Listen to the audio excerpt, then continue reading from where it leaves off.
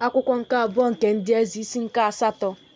Ma Elisha gwara nwaanyị ahụ okwu, bụ onye o mere ka nwa ya nwoke dị ndụ, sị, "Bilie, jee gị onwe gị n'ụlọ gị, nọ dịka ọbịa n'ebe ọbụla ị ga-anọ dịka ọbịa, n'ihi na Jehova akpọwo oke ụnwụ ka ọ daa. Ọzọkwa, ọ ga-abịakwasị ala afọ 7." Nwaanyị ahụ wee bilie mee dịka okwu onye nke Chineke si dị. O wee jee ya onwe ya n'ụlọ ya, nọ dịka ọbịa n'ala ndị Filistia afọ 7. O ruo n'ọgwụgwụ afọ 7 ahụ, na nwaanyị ahụ si n'ala ndị Filistia lọta, ọ pụọ itiku eze mkpu banyere ụlọ ya na ala ya. Ma eze na-agwa Gehazi, bụ nwa okorobịa onye nke Chineke okwu, sị, "Biko kọrọ m akụkọ ihe ukwu niile nke Elisha meworo."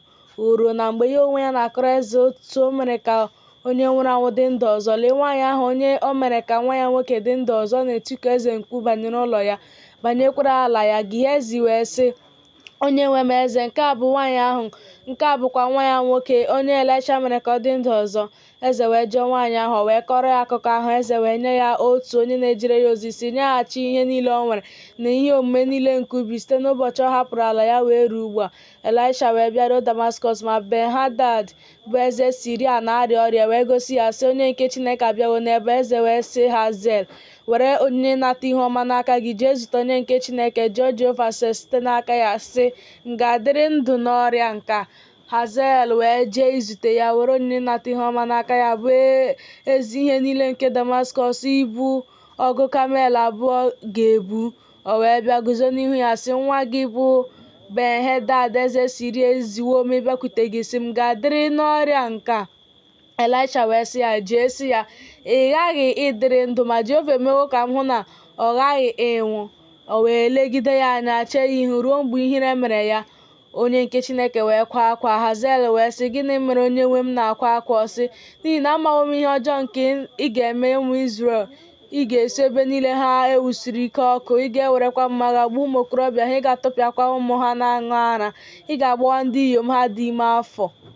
Hazael wee sị, "Ma gịnị bụ ohu gị bụ nkịta nke a, na ọ ga-eme ihe ukwu a?" Elisha wee sị, "Jehova emewo ka m hụ na ị ga-abụ eze Siria." O wee si n'ebe Elisha nọ laa, bịakwute onye nwe ya. Ọ sị ya, "Gịnị ka Elisha sịrị gị?" Ọ sị, "Ọ sịrị m na ị ghaghị ịdịrị ndụ." O ruo n'echi ya, na ọ chịrị akwa ọgbụgba bịanye na mmiri, gbasa ya n'ihu ya, o wee nwụọ. Hazael wee bụrụ eze n'ọnọdụ ya. Ma n'afọ nke 5 nke Joram nwa Ehab bụ eze Izrel, mgbe Jehoshafat bụkwa eze Juda, Jehoram nwa Jehoshafat bụ eze Juda malitere ịbụ eze.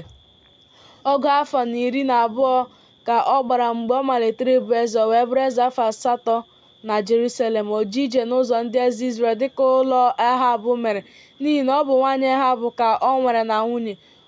O wee mee ihe jọrọ njọ n'anya Jehova, ma Jehova ekweghị ibibi Juda n'ihi Devid bụ ohu ya, dịka ọ sịrị ya na ọ ga-enye ya oriọna, nyekwa ụmụ ya ụbọchị niile. N'ụbọchị ya ka Edom siri n'okpuru aka Juda jehie, mere onwe ha eze.